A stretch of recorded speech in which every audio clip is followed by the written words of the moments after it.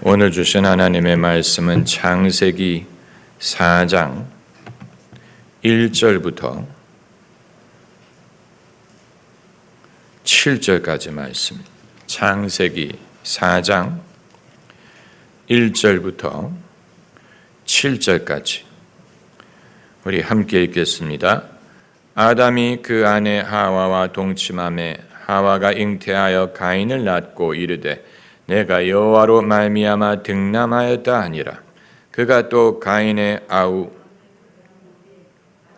양치는 자이었고 가인은 농사하는 자이었더라. 세월이 지난 후에 가인은 땅의 소산으로 제물을 삼아 여호와께 드렸고 아벨은 자기도 양의 첫 새끼와 그 기름으로 드렸더니 여호와께서 아벨과 그 제물은 연락하셨으나 가인과 그 제물은 연락하지 아니하신지라. 가인이 심히 분하여 안색이 변하니 여호와께서 가인에게 이르시되 내가 분하여 함은 어찌미며 안색이 변함은 어찌미뇨. 내가 선을 행하면 어찌 낯을 들지 못하겠느냐. 선을 행치 아니하면 죄가 문에 엎드리느니라. 죄의 소원은 내게 있으나 너는 죄를 다스릴지니라. 아멘. 가인과 아벨은 어디서 태어났습니까? 에덴 동산 바깥에서 태어났습니다. 아담과 하와가 에덴 동산에 있을 때는 가인과 아벨은 존재하지도 않았습니다. 쫓겨난 후에 하와가 잉태하여 이 두 아들을 낳은 것입니다. 그렇기 때문에 가인과 아벨은 에덴 동산에 가본 적도 없고 에덴 동산을 기억하지도 못합니다. 우리 부모님이 한때 에덴 동산에 사셨다더라 라고 들은 적이 있는 것뿐입니다. 그렇기 때문에 가인과 아벨은 불쌍한 세대, 부모의 잘못으로 인해서 부모는 에덴 동산의 특권을 누려본 적이라도 있는데, 그러나 그 다음 세대는 동산 바깥에서 태어났고 그 동산을 경험할 수도 없고 가시와 엉겅퀴가 나는 땅에서 살 수밖에 없게 되었으니 그 부모의 잘못으로 후손들이 고생을 하게 된 것입니다. 가인과 아벨은 그 부모가 하나님과 교류하시는 것을 본 적도 없고 또 하나님의 말씀을 듣는 것을 본 적도 없고, 성경을 읽어보면 신앙의 부분에 대하여 아담과 하와가 그 아들들에게 무엇을 가르쳤다는 말이 없습니다. 그렇기 때문에 가인과 아벨은 자기들이 실험을 할 수밖에 없었던 것입니다. 왜 가인은 땅의 소산으로 제사를 드리고 아벨은 자기가 키우던 양과 그 살찐 것으로 제사를 드렸느냐. 여기에는 이제 누구는 믿음으로 제사를 드리고 누구는 믿음이 없이 드렸다라는 결론적인 말이 있을 수 있지만 이것은 실험적인 것을 뜻하는 것입니다.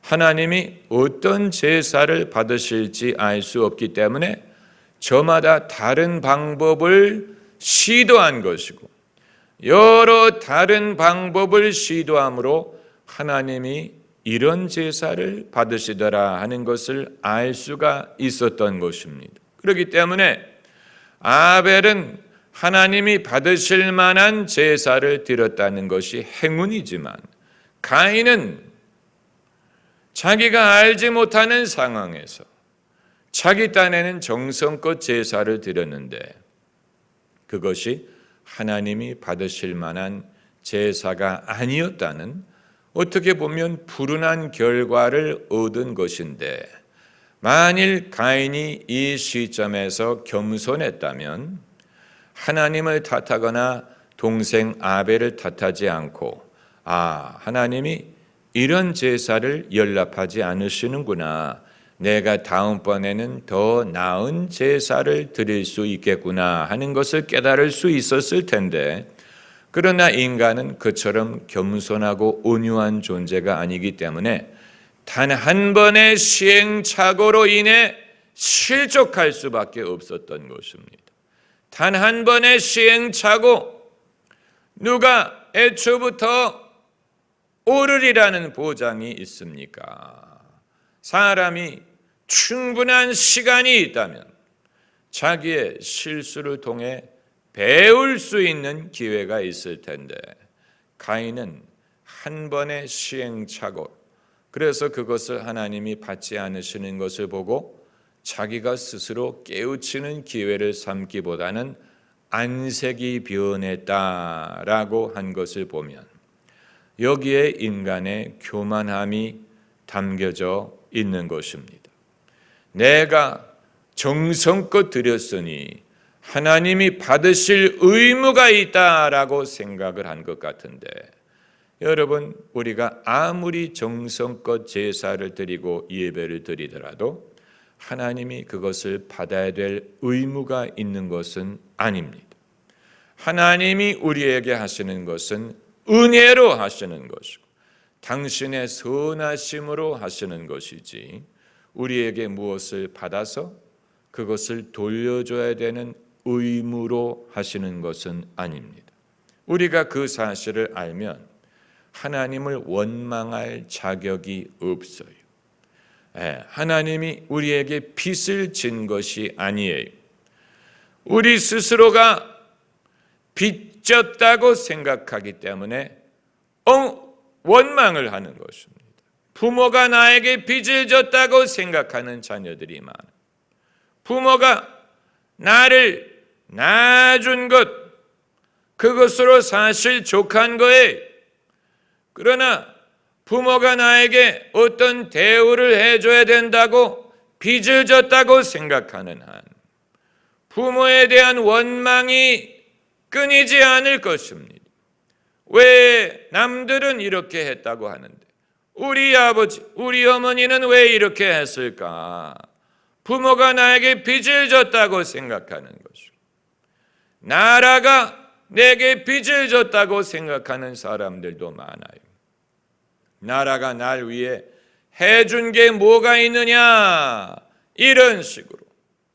나라가 날 위해 해준 게 뭐가 있느냐, 나라가 빚을 졌다고 생각하는 한 그 사람은 늘 사회에 대해서, 국가에 대해서 반사회적이고 늘 원망을 하면서 살게 될 것이고, 그리고 이제 하나님에 대한 원망, 하나님이 내게 빚을 졌다는 생각, 어떻게 하나님이 나에게 빚을 졌다고 생각하겠습니까?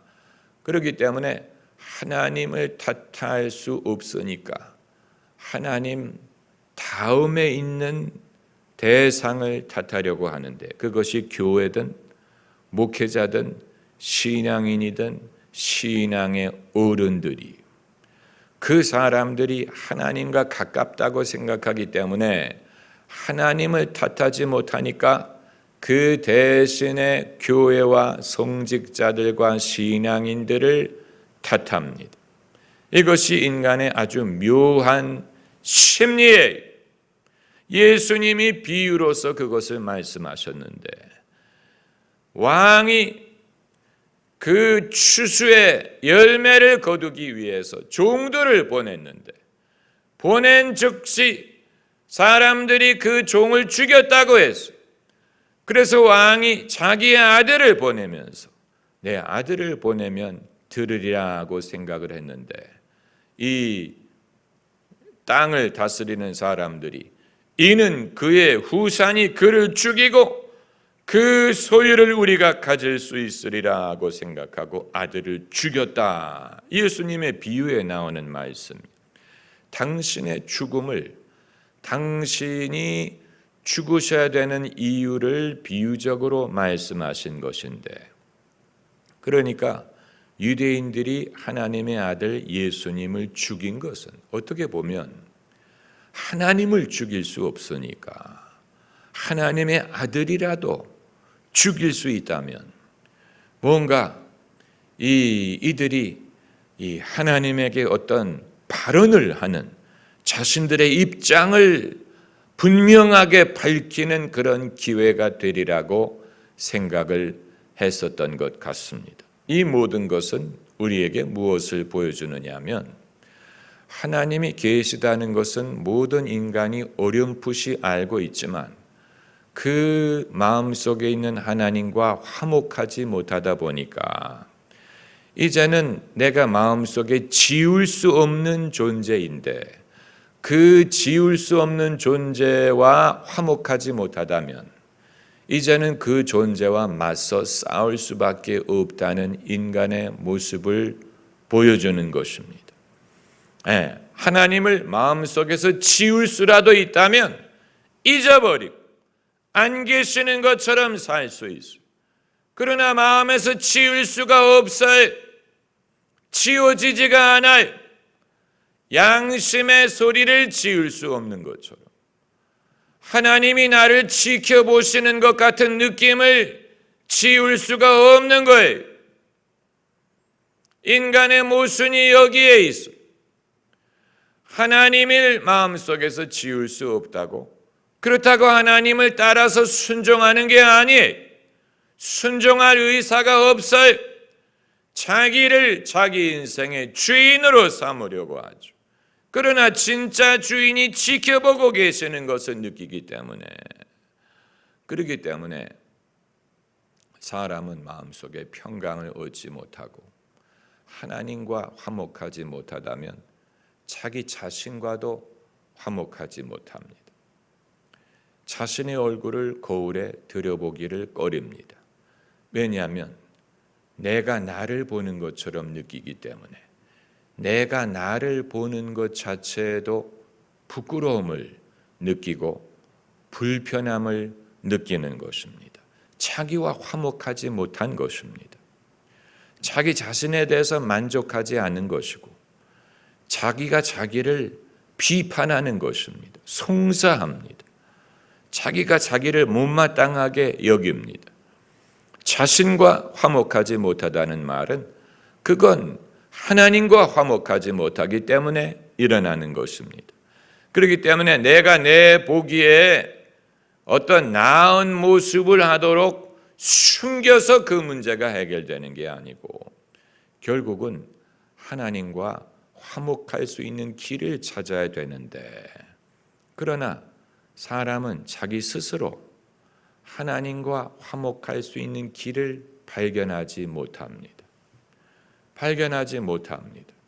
그건 마치 무슨 정부의 높은 지위에 있는 사람과 줄을 대려고 하는 것과 같은데, 내가 주변에 아는 사람이 아무도 없는데, 내가 주변에 줄을 댈 사람이 아무도 없고 막연하고 전화번호도 모르고 이메일 주소도 모르고 어떻게 줄을 대지는지도 모르는 것처럼 사람이 스스로 하나님과 화목할 길을 찾지 못합니다.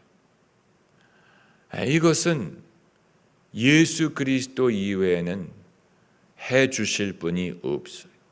하나님과 화목할 수 있도록 우리를 도와주시는 분은 예수 그리스도인데, 문제는 사람이 스스로 예수 그리스도를 찾아갈 수 없다는 사실. 누가 예수님에 대해서 말해주기 전까지는 복음을 전할 필요가 있는 이유가 바로 여기에 있는 것입니다.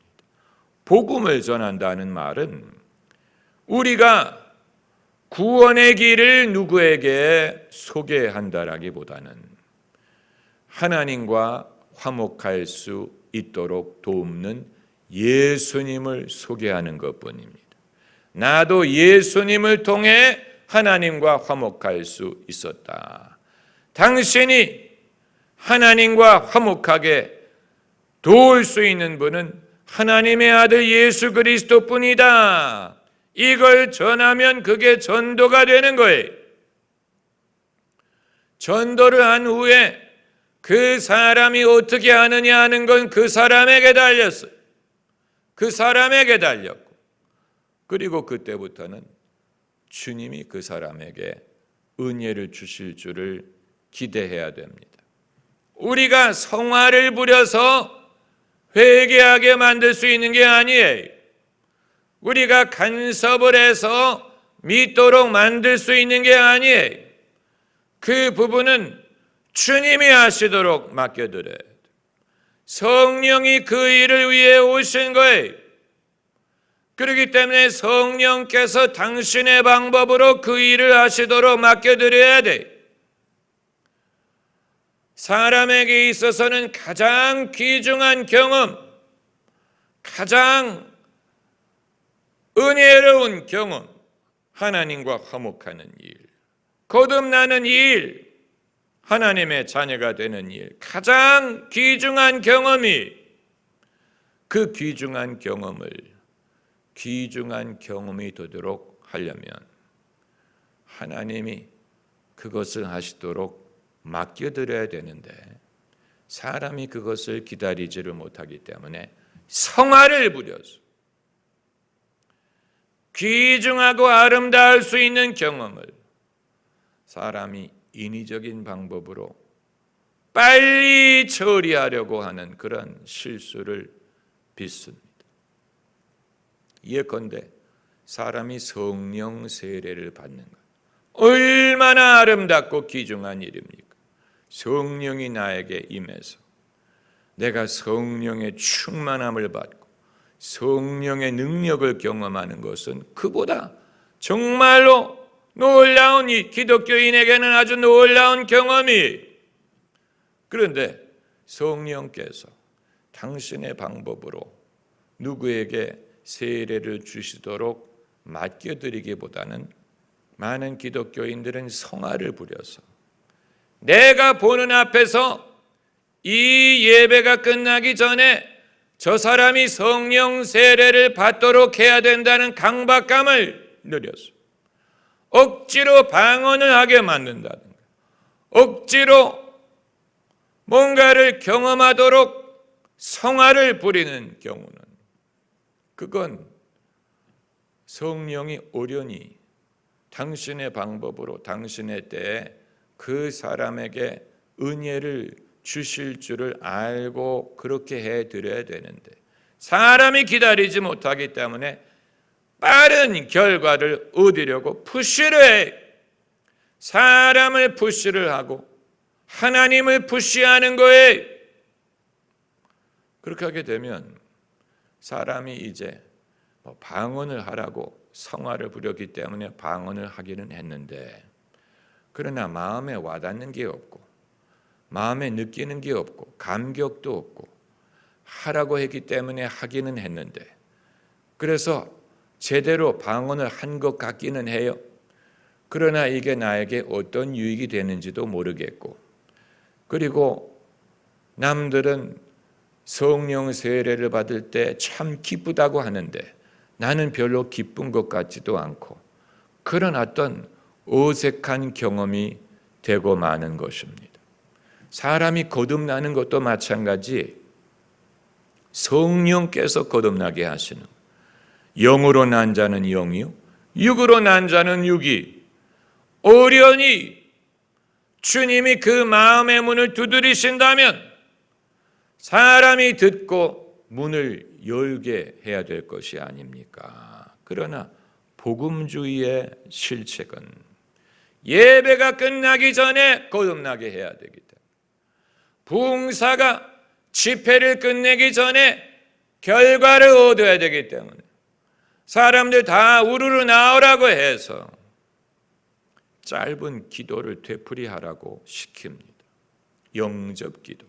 영접기도가 잘못됐다고 말하는 건 아니에요.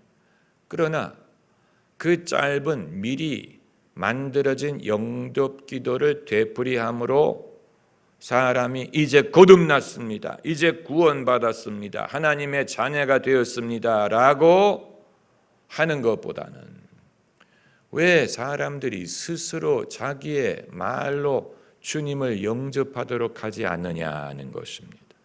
주님이 그 마음을 감동하실 줄을 믿고 각 사람의 형편과 처지에 가장 맞는 때에 하나님이 그 마음을 감동하실 줄을 믿고 각자 회개하고 예수 그리스도를 의지하도록 하는 것이 더 나아요. 더 나아요.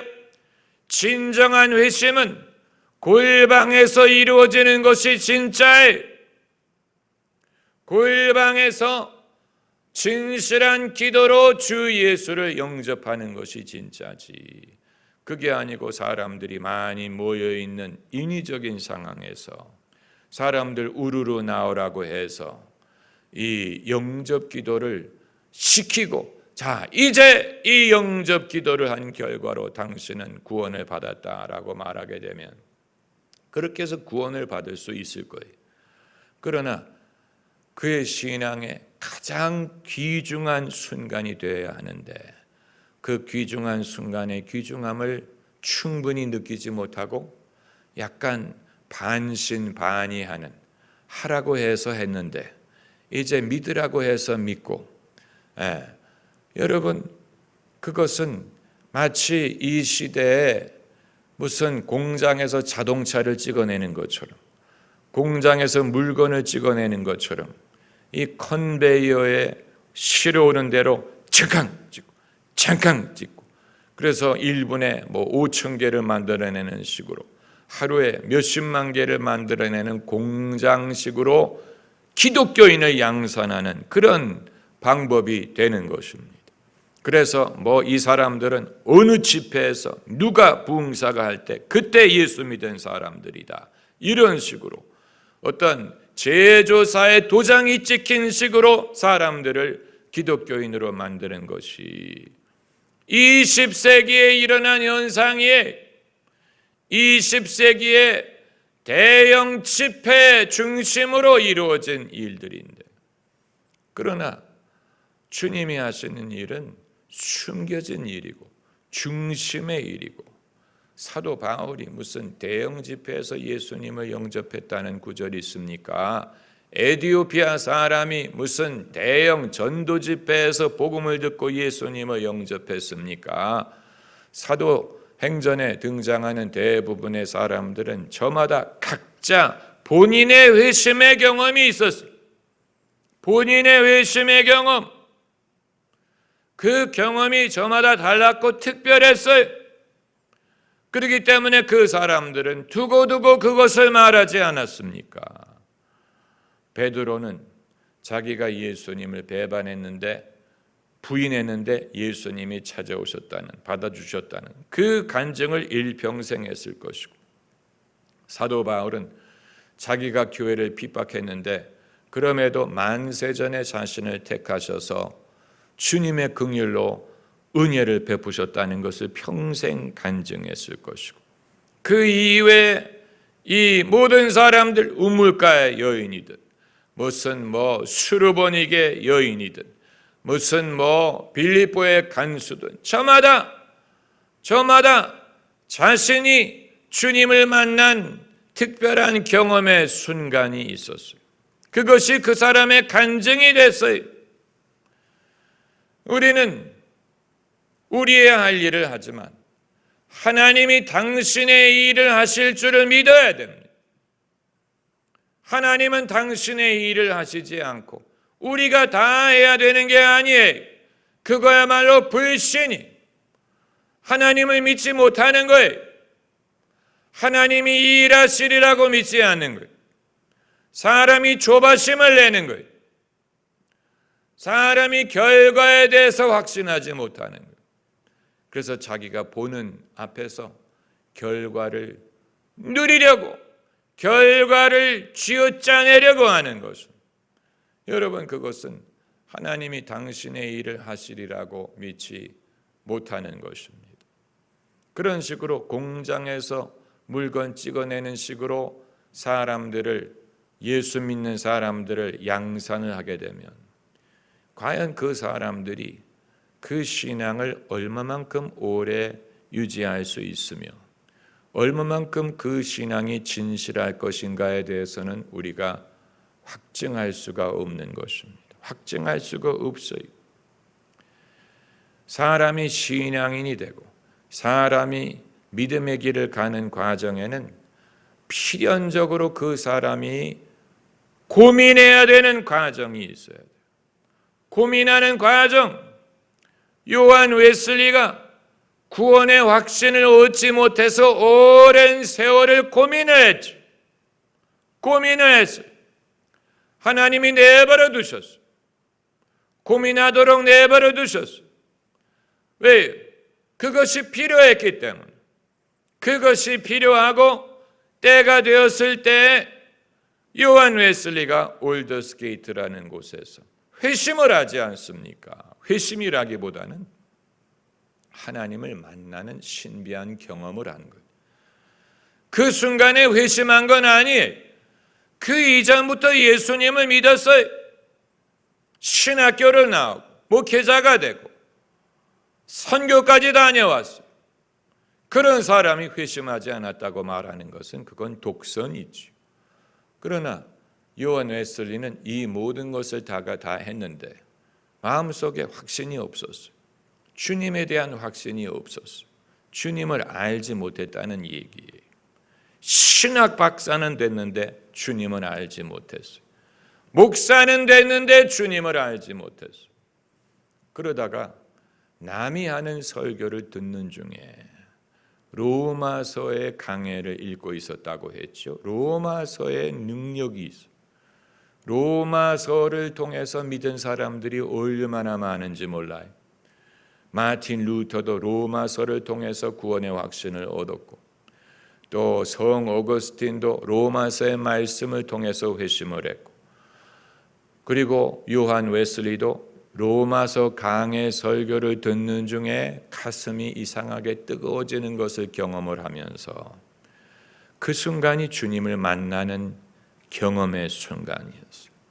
그 경험이 있었기에 그 경험이 요한 웨슬리에게 귀중한 순간이 될 수 있었던 거예요. 아주 귀중한, 두고두고 말하는 귀중한 경험이 될 수 있었던 것은 그만큼 그 이전에 영적인 번민의 시기를 단축하지 않았기 때문에, 그 영적인 번민의 시간이 있었기 때문에 그만큼 올더스게이트에서 주님이 은혜 주시는 사건이 특별할 수가 있었던 것입니다. 그 이외에도 그런 어떤 신비한 경험을 한 사람들 많습니다. D.L. 무디 같은 사람은 길거리에 걸어가다가 성령 세례를 받았다라고 했어요. 성령 세례를 받기 이전에 이미 유명한 전도자였어요. 이미 많은 전도를 했어요. 뛰어난 설교가였어요.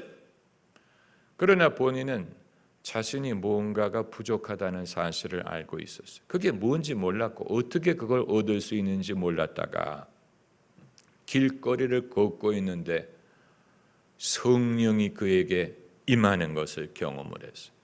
그 성령이 임하시는 것이 마치 사랑의 물결이 흘러오는 것과 같았다라고 했어요.